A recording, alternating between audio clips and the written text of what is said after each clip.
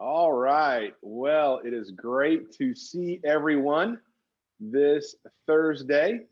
Welcome to the January edition of our Future Casting webinars. My name is Brian Rose, and I'm your host on the webinar today. Excited to introduce to you in just a minute Dr. Clint Grider. Clint's on our team as a senior lead navigator. You're really going to love what he has to share with you today. But as Clint goes ahead and shares the slide deck for today, I want to remind you what we're here for. So full strength leadership, we're really talking about that today. And listen, as always on the webinar, be open to new thinking or ideas. Lean in, listen to that.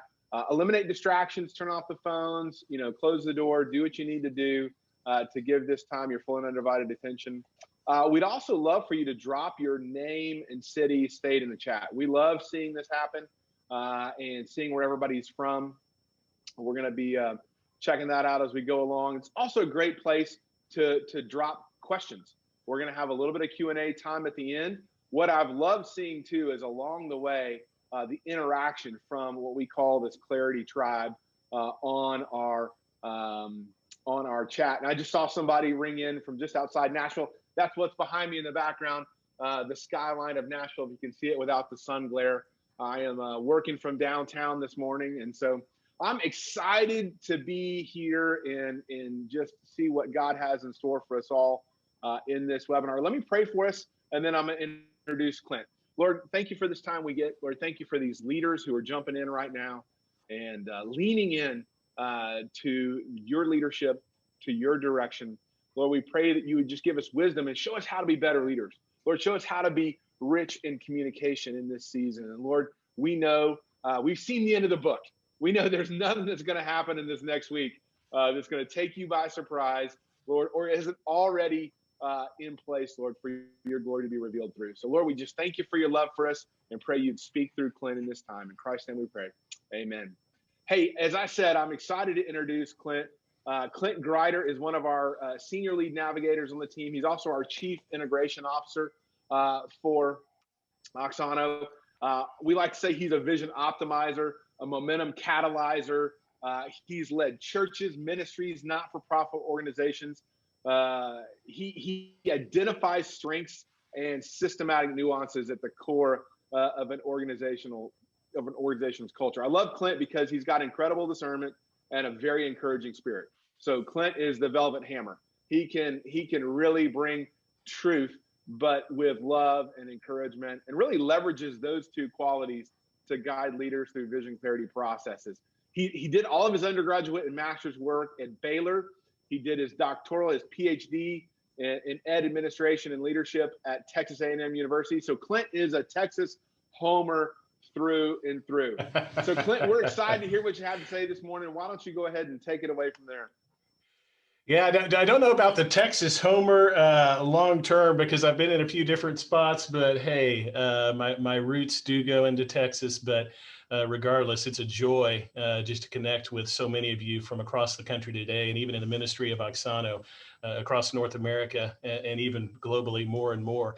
Hey, folks, as we dig into this together today, we all feel that the mission of the church has never been more critical. I was in Matthew 10 this morning and just reminded of when Jesus sent the 12 out and he was giving them this encouragement, giving them this idea that, hey, there is going to be more. The kingdom of heaven is near. And even in the midst of this world that we live in, this VUCA world, that some of you might have read some of Bob Johansson's work, that we're living in a world that's increasingly volatile and uncertain and complex and ambiguous. And we can feel it as pastors, as leaders of the church. It becomes even more critical that we commit ourselves not just to the Great Commission, but to the distinct missions that God is revealing for each of our local bodies. And so within this context, probably some of these challenges you've been feeling in recent months and over the last year. There is a very distinct reality that in many churches and many communities and many parts of the country, especially, that this post-Christian dynamic even non-Christian in many parts of the country, has accelerated. Perhaps not for the core folks within your church, but certainly within those on the fringe. And within this, we know that people are longing for community. How many of you have had folks within your churches who have come back and who have said, man, I never knew how important physically being with other people the way that we were is. And so there's this idea of community, and yet especially those that we reach out to within our communities in a missional way, there is confusion. How do we do that in the best possible way? We're sometimes confused. We try not to act like it, right? As leaders within the church, but we're sometimes confused with this, but certainly we can empathize with those who we're ministering to, because there's confusion even as they're grappling with this. This whole thing of stuttering and of starting and stopping, I've had a lot of leaders share with me, man, it just gets tiring. I can't act like it when, I'm on camera and I'm shooting this, or we've got, many gatherings here, many gatherings there, but it is just tiring because it feels like just when we're starting to get momentum with the different issues that are going on in different parts of the country, it's just tiring. How do we deal with this? There's this new spectrum of perceived normalcy that I think is extremely important. And I would encourage you to talk with your church staffs about this dynamic. When I say a spectrum of perceived normalcy, I'm not just talking about those within the church, but I'm talking about those outside the church who are kind of on this spectrum. There's some on one end of the spectrum who kind of think that, gosh, once the vaccine hits, things will just go back to normal, right? Kind of like they were before. Then we've got folks on the other end who are saying, nope, church is not going to have anything to do with what it was done like before. It's going to be, continue to lean into technology, and there's everything in between, right? So within your unique context, it's important to begin paying attention to your different constituent groups and your different people to help them navigate what God has for us. This degree of how well people are connecting or not, I've had leader after leader after leader. As recently as yesterday, I had a pastor say, man, Clint, I've got a handful of people who I'm connecting with regularly, but there's others who I really don't know. I think people are kind of doing their groups online sometimes, and we got some service stuff going on, and we're starting to ramp up new ministries. But I really don't know how connected people are. We're going to give you some specific tools and skills on how to deal with that specifically today. And within this context, temporary versus permanent decision-making is pretty perilous, or at least it feels perilous. Brian, you and I were with Pastor Chris down in the Houston area just the other day, fairly new at this church. And he was giving us context to say, hey, there's some things that COVID has actually been a blessing for us in, because they've let us make some decisions that needed to be made in a quicker way. But then I've had other leaders say, how do you know? Are we supposed to decide this stuff, long-term, or is it just short-term? And the big thing, leaders, that we have to remember is, if we ultimately don't have clear measures for success, meaning what does spiritual formation look like on the journey within our unique calling and within our unique context, if we don't have clarity that goes deeper than it ever has before, we're not going to know how to make those kinds of decisions. And there's also a really pragmatic deal. I don't know if any of you have felt this, but there's this pragmatic need for increased collaboration and engagement of those people who are with you to give you cover when you do have to make difficult decisions, right? If we had time to engage on this, perhaps in the Q&A later, you could share a story or two or ask questions about this. But there are times when we as leaders, man, we know we need to make a decision, but within a context where people are confused and some are longing to go back to the way it was before, others see something different. How do we do those in a gracious way that honors God's calling for us in our unique time and place? And so, as we consider all of this, we know we have to ramp our effectiveness up to a whole new level this year. But how are we going to do it? And so what we want to talk about today are 3 skills. And these are going to be skills that are going to help you prayerfully design collaboration to maximize your vision planning in the next 90 days. And so let's look at skill 1. The first one is to redefine your circles of communication short term. Now, when I'm talking about circles, I'm talking about those influencers that you have in your church.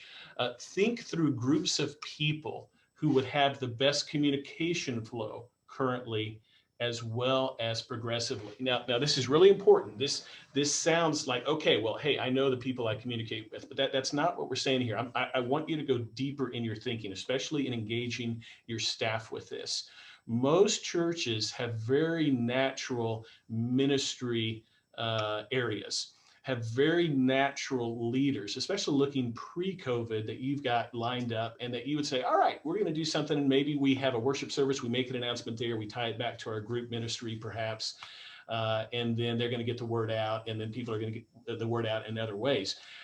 What I want to submit to you, based on the research we've been doing, based on the hundreds of churches we've been working with during COVID, we have been hearing that the best ways to communicate, not necessarily implement ministry, but the best ways to communicate have to be looked at completely differently. We have to rethink, how can we best get penetration to those people that God is calling us to reach.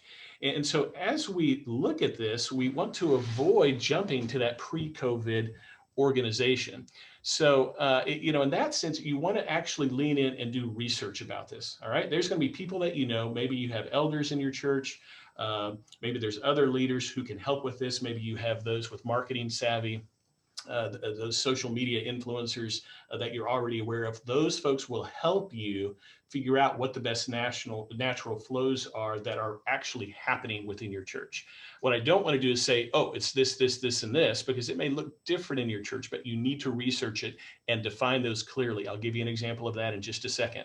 And once again, remember, this represents the best communication progression, not reporting structure. We're not saying you're going to change your whole org structure. We're not going through that exercise now. This is during this time frame, especially over the next 90 days. How does that progression look? Who are those circles? So let me give you a quick example. So pre-COVID, as I mentioned a second ago, there are a number of churches that perhaps might say, all right, it's our elders who are our primary leaders. They're giving leadership to our staff, perhaps. And then the staff members might work with our various groups of leaders and give them the kinds of things that they need to take to the congregation, to those that they work with. What I want to share with you is that there's a real possibility that, let me go back to this. There's a real possibility that in today's day and age, given what we're dealing with, that inner group of communication has to be a bit more organic and a bit more flexible. So remember, we're talking about communication here. We're not talking about reporting structure, right? You tracking with me on that? This is communication. So maybe it's key staff members or even the entire staff that are interfacing with the elders in organic, very non-traditional ways to say, hey, we need to be on the same page. We need to look at this. What are the ideas of progressing? And then in one church I was working with recently, they said, man, we've gotten so much traction, Clint, with our serve teams, with our community teams, that we never had the same kind of traction before COVID. And so what we want to do is we want to say, hey, let's use those who are kind of organically engaging with these service opportunities. And through them, we're going to identify the influencers. A lot of these may be on social media, and some may be influencers within neighborhoods that they're doing these projects in, who have other ways to get very cleanly into the community. And then we're going to take that and go back to the congregation. And so I'm not recommending these four for you necessarily. I'm just giving you one sample, one example of a church that was dealing with this and saying, hey, at least for this time frame, we're going to dig in and define our circles of communication differently.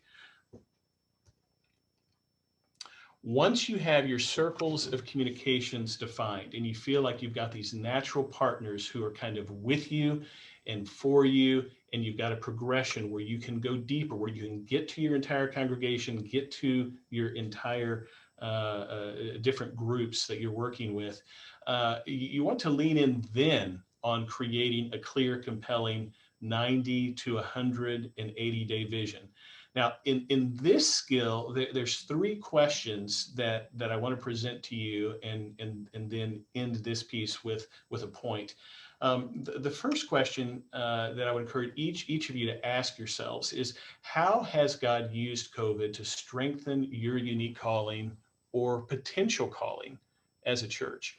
So some leaders I talk with are so weary based on some of the challenges that I mentioned earlier that they're saying, man, we just got to get past this. It just feels like we're not who we are or who we're called to be.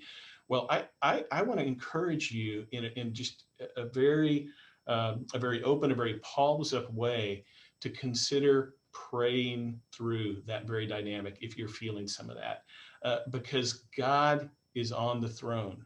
You've said this, you know this, we know this, but sometimes we don't feel like it, right? Sometimes we wonder in the kind of world we live in, and we don't wonder about it theologically. We know it's true, and yet sometimes the way we lead makes it seem like we do. And so ask this question, dig into your staff. What are some positive ways that God has continued to reveal himself and to reveal your unique calling as a church that might be different from another church?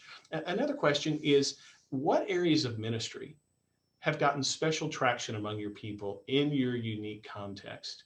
Now, it's extremely important, again, focus on your unique context, because we've seen testimony after testimony after testimony of churches that say, man, there's something that God has been whispering to us for years that we never were able to grab a hold of because we were so stinking busy at ministry that we weren't listening to his voice about this unique calling of ministry and an approach that he had for us. And so one way to begin doing this within the context of prayer and discussion and thought is to say, hey, how do we identify those areas of special traction that we have seen? Where has God quickened the hearts of our people to live more missionally, perhaps? The third question is, what would be your next best catalytic opportunity that would feel attainable yet impactful to all of your people? Now, I'm going to give you a construct here in a second that some of you may have seen or may be familiar with, but it'll be a construct to help you organize this line of thinking and this time horizon in making a decision on the next best catalytic opportunity. But you want it to be something that all your people can engage in, and that your circles, as your natural partners, as I described before, will help you move kind of in those concentric circles outward to get all of your people engaged in them, no matter how much you're meeting in person or virtually.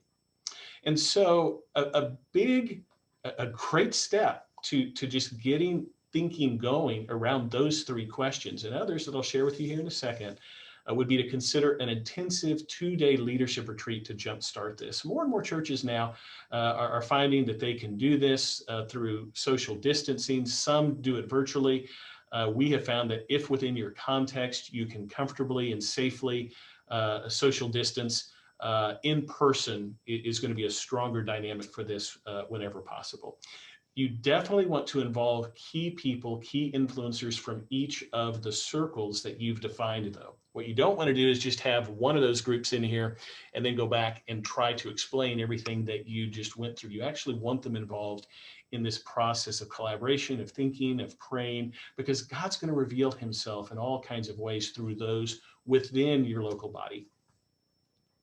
So some of you may be familiar with God dreams and the directional vision work that we often do with churches and other ministries. And so I encourage you, if you don't already have this book, to perhaps grab it and dig into the definitions of these templates. We'll have a free resource for you later that'll give you more on this. But there are ways, as you begin to ask those questions that I mentioned before, to discern what God may be stirring in your midst now. Now, folks, this may look different from how it looked a couple of years ago, right? Maybe he's taking you deeper. Maybe he's actually got something fresh and something new for you, as I mentioned.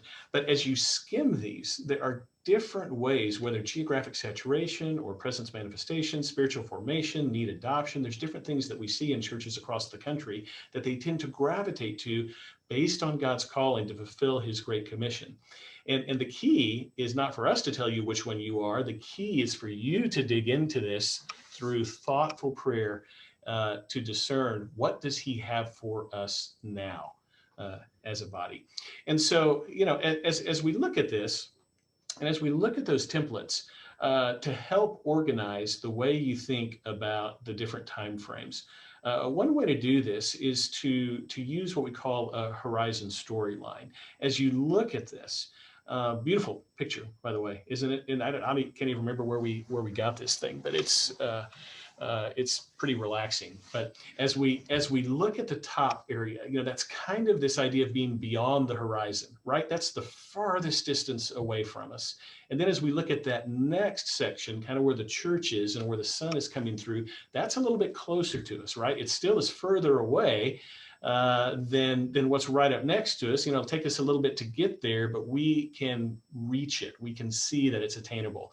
The next one down is even closer to us, and it continues to go from there. Now, the thinking here, it's an organizational dynamic. Many Fortune 100 companies found this dynamic, and it holds true even within a biblical context within groups, no matter how those groups are connecting or assembled. And that is this principle that if you do not focus on 4 cross-functional things at the same time that's going to help you achieve a goal, you're not going to make substantive progress toward that goal as quickly as you could.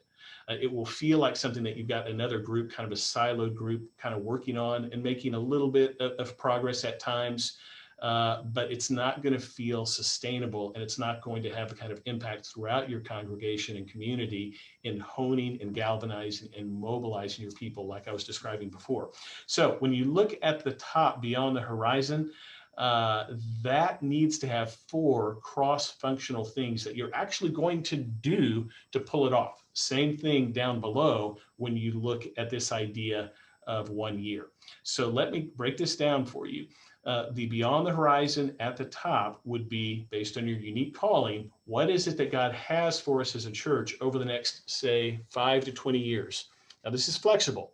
Some of you already have a firm vision, and COVID has not shaken that vision at all. It's specific, it's concrete, it's missional within your unique context, and you've got ways to get there. Awesome. Others of you may have questions about that.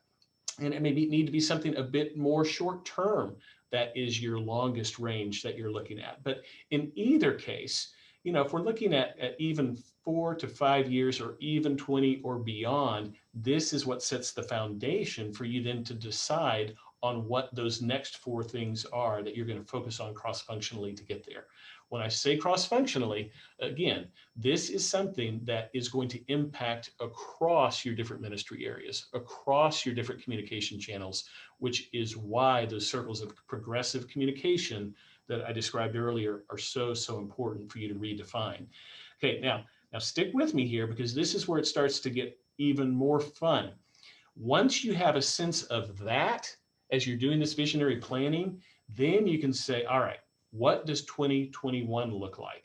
Okay, so when you see the 1 here, this is 2021. All right, this is what does God have for us this year? And then how are we going to break that up into 90-day increments to get the greatest traction to involving our circles actually in this vision? It's not just something the staff is working on. See, this is the kind of collaboration where you're going to engage people in this and then get their feedback. And so let me give you an example, a quick example of this. This is a church. Brian, I know you worked closely with this church. Their longer term horizon is 45 at 45. It's this passion of sending people as missionaries, everyone seeing himself or herself as a missionary, sent to flourish in 45 neighborhoods around their region. Reaching the diversity of their community by their 45th anniversary as a church. This was a church that was dealing with a number of incredibly difficult issues even before COVID, and then COVID hit. And so they said, wait, we have to relook at everything we're doing. And so even as they looked at their facilities master plan, they started to say, hey, both before COVID, But certainly after COVID, we have to transition some of our facilities into more of a training center than classrooms. We have to look at this. Yeah, sometimes we'll have classes perhaps, but no, how do we get more of an organic approach to training people to live as missionaries in the community? They needed to dig deeply. They realized their connection, especially to international young families, was wavering. They also said, hey, like everybody, right, we got to go deeper with a comprehensive strategy for digital ministry. Some churches were further ahead than others, but not a single church have we visited with that hadn't said we got to do it better. and this is one of those. And then they said, let's start looking at this in phases. How do we become a sending church? Not sending in terms of church plants, but sending in terms of sending and equipping our people into their neighborhoods where they live, work, and play. And so their 1 year here, look at how they define this. This is really interesting. They said, we're going to start by developing 60 connection leaders who are going to foster relationships that engage people back to the body of the church. All right. And their prayer that this is a mid-sized church that had, again, a number of struggles, even pre-COVID. They were averaging about 400 to 500, even on a good Sunday.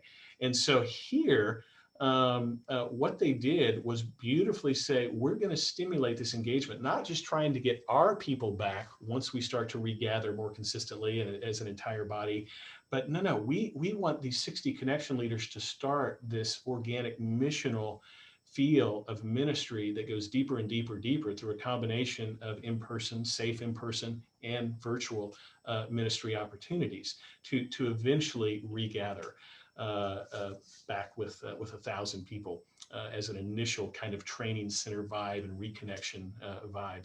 And so you can see below this, the specific aspects that they're looking at within each 90-day time horizon. Okay, and these were working together, but these were also things that they could look at their different circles of communication and circles of influence and say, hey, let's get their feedback, let's get their involvement in actually developing this stuff, in the planning, in the preparation as we go.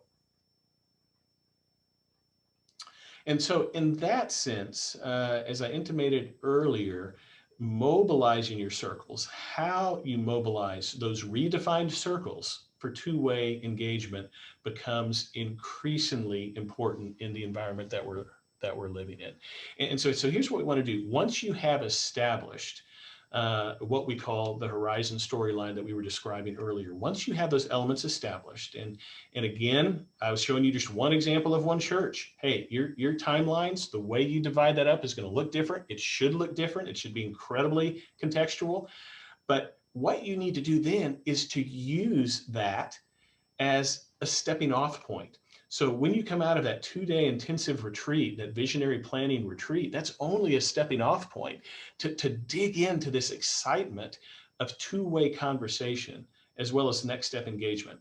So I was with a whole group of pastors. This was a couple of weeks ago, and they reached. We were doing some green light thinking, some blue sky work, and they said, you know what? I never would have admitted it, but what we used to do was we as a staff would get in a room, we would plan stuff, and then we would go out and essentially try to give a sales pitch to get as many people in the congregation to sign up for it as possible.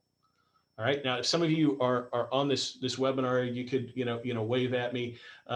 If you're not, you may say, hey, we never do that in our church, right? I never can relate to that ever or anything we've ever done. And hey, maybe that's the case, but if it is, pray for the rest of the folks on this call, about this. But actually, it is extremely common, isn't it? That we'll try to plan stuff and then we'll go and do a sales pitch. We'll put a slide up. We'll do whatever.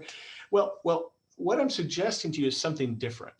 Within this context, let's engage people sooner, not trying to sell them on the idea. I mean, there may be some of the initial stuff that we bring them up to speed on, but we actually pull them in to the conversation. All right. So you've got the 2 days intensive retreat. You now have a progression of where we're headed longer term versus shorter term. And you've got clarity on what you think God may be stirring over the next year. Well, let's now talk about what that looks like and how those different influencers in our redefined circles would say the best way is to engage our people. So remember, they're the natural people who are the most natural partners for us to find out what people are thinking and what they might respond to best. And so as you begin to engage those circles in these conversations, think wet cement, all right? Not anything goes. So what you're not doing is going back and saying, oh, anything goes, we're gonna pitch this whole thing. Now, obviously, you've spent enough time and effort and prayer and thought where you think you've got some pretty good wet cement on these ideas, but you can then establish guided discussion questions. That's things like, hey, what do you like best about this idea? How would you see yourself and other people you're actually in communication with now, even through COVID, responding to this? What do you think they would like best? What do you think would be most challenging in communicating and getting people's involvement in this? What do you think relates most to what our church has been historically and how it's been perceived in the community, and what we think God is calling us to in the future? And you're actually engaging them in these kinds of conversations, because you'll be amazed if you do that, how much valuable information you're going to receive in how to get others engaged. And so in that sense, you're creating this inner circle feel. That's the dynamic. So as you're doing this, you're going to get more and more information, and you're going to want to define a specific next step. All right. So when I was teasing you a little bit earlier about saying we go and develop the whole thing, then we come out and say, hey, sign up for it. That is the next step. Yes. What I'm suggesting now is we still develop a good next step, but it's coming more organically out of these conversations that are progressing through our circles. Then we decide what it's going to be. That's what we want to rally our folks around, again, through the circles. And we're going to train the leaders and those who are key natural partners within those ahead of time, and engage them in how to best engage others, as we talked about a second ago. Now a really big caveat here, okay? So if you haven't written anything down, write this down. Don't assume that initial positive feedback or communication automatically equals buy-in. All right, happens all the time. Got to tell you a story. I was, this was some time ago now, but this was the pastor of a dynamic growing Bible church. And, this was a church where folks loved to dig in. It was great preaching, great involvement. And he was having this meeting. This was just before COVID, but it illustrates this really well. And he was having this big meeting of core leaders. It was the first time they were launching this big, vision and moving forward. And it was a Sunday afternoon. And I was sitting in the back of the room and enjoying this. They had some great worship. They kind of did this skit thing, and they played some game. They were having a great time. They had hundreds of their core leaders in the room, the people who were most committed to the church. And then he gets up and he does an introduction. He prays. He says, hey, let's start our time with a question. I got a question for you. And he says, what was one thing that I preached about this morning? What was one topic from this morning? And you could have heard a pin drop. I mean, it was almost incredibly, it was almost so awkward that it even surprised him. He was trying to make a point, but he said, Brian, have I told you the story? I'll tell you more about it later. But he's sitting here and he said, this morning, okay, these are the hundreds of the most committed people in the church. These are the leaders. These are the lay leaders. They love him. They love his teaching. And it was a pregnant pause. Finally, someone sort of said something that they thought had something to do with the sermon, and he kind of laughed it off and went on. But then he said, hey, in this vision stuff that we've been interacting with and that we've been spending time on, what's this? And he used the title of a key category related to their values. And he said, and what's this? And he used some key strategic language. And boom, boom, boom, boom, all across the room, people got it. They voiced it. So folks can be smiling and nodding at you, whether it's on Zoom or in person, and saying, oh yeah, that's a great idea, way to go. But let's not assume that it automatically gets us there. Now here's a tool that we want to give you today that's going to help you in evaluating this, and it's going to help you in your leadership. People progress anytime they're presented with a new idea. And I don't care whether it's pre-COVID, during COVID, post-COVID, people progress through a process of becoming aware of something, then understanding it before they actually start to appreciate it. And this progression has to happen in all of us before we're actually willing to have passion for something and to own it, to have true buy-in around it. So here's a huge takeaway. A huge takeaway from this concept is leaders. You must, as you work with your circles, figure out not only where they are as you talk with them about a topic on these kinds of stages, in these kinds of stages, but as you're engaging others and then others and others, you need to engage where they are. So let me give you an example. Someone, let's say you're going to go buy a car, or you think you may want to buy a car, and you're sitting here and you're looking, and you're doing your research online, and who knows, maybe you eventually go to a lot, or somebody brings a car to you and you test drive it or wherever. Well, the awareness of what might be out there, we can all relate to this, happens before we really understand the features of it. But it doesn't mean we're ready to own that car, that we're ready to buy that car yet. We can fully understand a vision, or someone could have even gone with us, of the features of one versus another. But if we don't relate them back to ourselves, if we don't appreciate them for the impact that it could have on our lives, we're still not going to be willing to own that car. So you could actually apply this in the case of visions like this, especially because it becomes so incumbent on us as the church to think missionally within the difficult, complex environment we're in now. We want to get our folks thinking that way more than ever before. When we start asking the kinds of questions that we've been talking about today in those increasingly involved and progressive circles that we're talking about, we're going to hear people asking more and more questions that show us whether they really understand what we're talking about or not, or whether they're personally willing to apply it. So when you start to hear them say things like, wow, I could really see myself doing this, or, oh, when we say this in this vision, I could be one of those 60, right, that we talked about before, that's when you know they're starting to appreciate it. If instead they're saying, now, so what is the church going to do, and how is this going to relate when COVID is over? How is this going to relate to how we're doing things back at the church? That tells you they're kind of in the understanding mode. All right. Now, this is not something to be critical of them in. This is something to raise your skill as a leader, to be able to communicate better, to help move them in a gracious, God-honoring way, to help them truly understand so they can get to appreciation and ultimately to ownership, which is when they say yes to that next step. Brian, talk to us a little bit about the progression of vision framing and visionary planning and some of the other tools and opportunities that we have to dig into this a little more.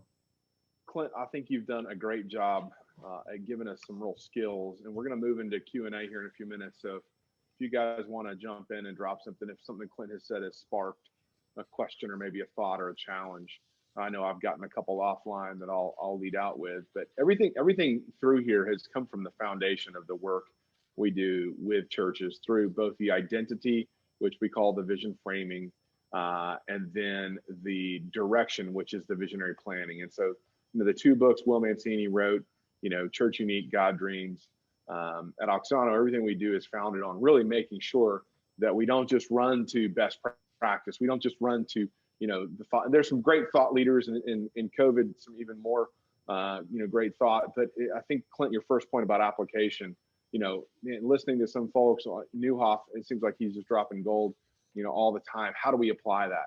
How do we see that in the context of our unique identity? So Church Unique, and how do we apply that in context of the clear, unique direction God has called us to in the God Dreams piece of that. So those are the two books. Just wanted to kind of remind everybody that those are out there and kind of foundational to what we do. The 2-day retreats Clint mentioned are really for us, where we begin to ask, hey, what's important now? And honestly, we've been doing more of that work in this pandemic season. More of our churches are really engaging us to help them work through on the short term. How do we set up a bridge vision for the next year, maybe the next 2 or 3 years? And we usually do that in those God Dreams retreats. The link is dropped there in the chat on those things. And really what that is, in fact, I've got one coming up in another week just I'm going to fly up to Cincinnati, Dayton area. And I'm just going to sit down with the staff and elders for 2 days and really just kind of, shape what's coming. And as a strategic outsider, we can help ask the questions that nobody really wants to ask but need to be asked.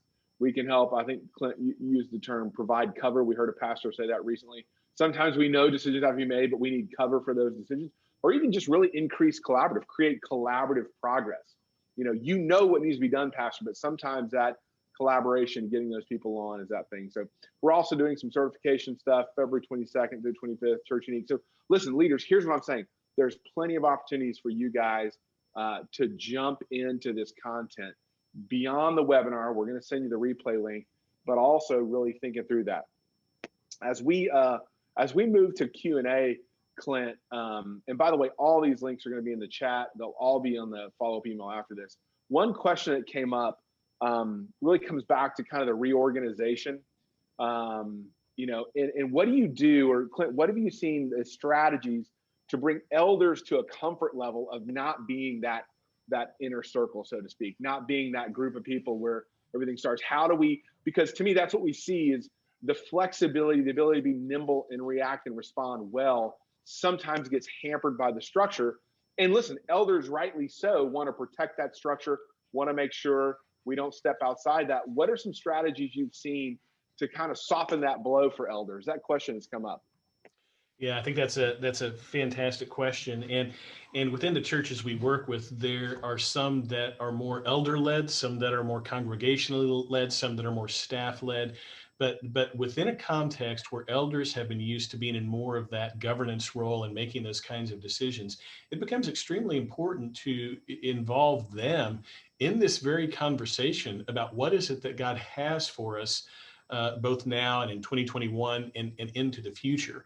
So the concept of communicating better and getting better feedback of where our people stand is very different from saying, hey, we're going to reorganize the whole church structure and who reports to who and all of the rest. It really does help change the conversation when we say we're talking and emphasizing communication and feedback to know where our people really are and how they're responding to this vision that you as elders have already been involved in helping to develop, and that you've said, yes, we want to run with this. Very different when you're saying, let's look at our circles and redefine them as a communication progression versus a structural progression. So that's one of the reasons that I emphasized that earlier. Yeah, I love that, Clint, and that's a very important distinction there. I saw everyone take a big breath of fresh air when you talk about not being a salesperson anymore. When we stop being the senior salesperson and go back to the senior pastor, right? We move from kind of the shield to the shepherd once again. And so I think that's really important. What it seems like, though, Clint, is that time is that factor in that progression from awareness to understanding to appreciation to ownership. We process through that, yet forget sometimes how long that takes. When you outline those four things, is there kind of a standard or a minimum? How long does it take someone to understand? How long does it take someone to own?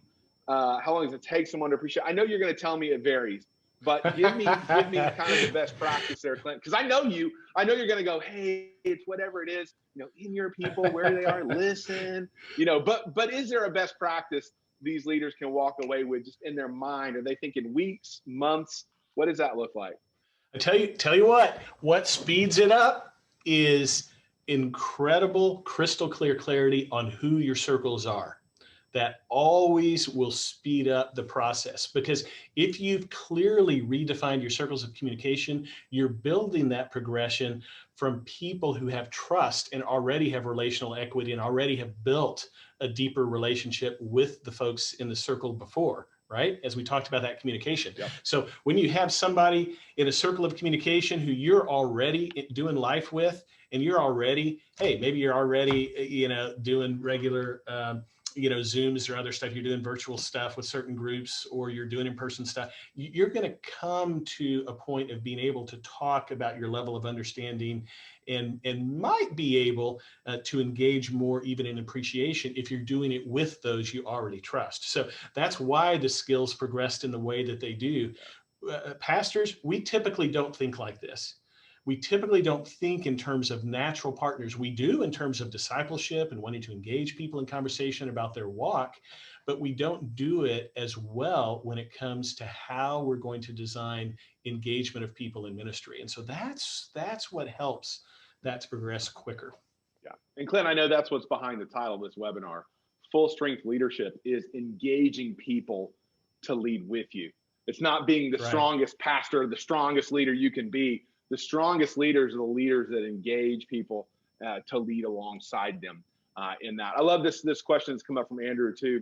They just finished working on before the COVID shutdown. They gave us God gave a vision that's a bridge vision.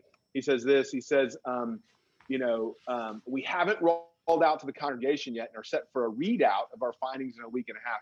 How do we avoid the develop and sell it model now that it is in some sense already developed? So the vision's already developed.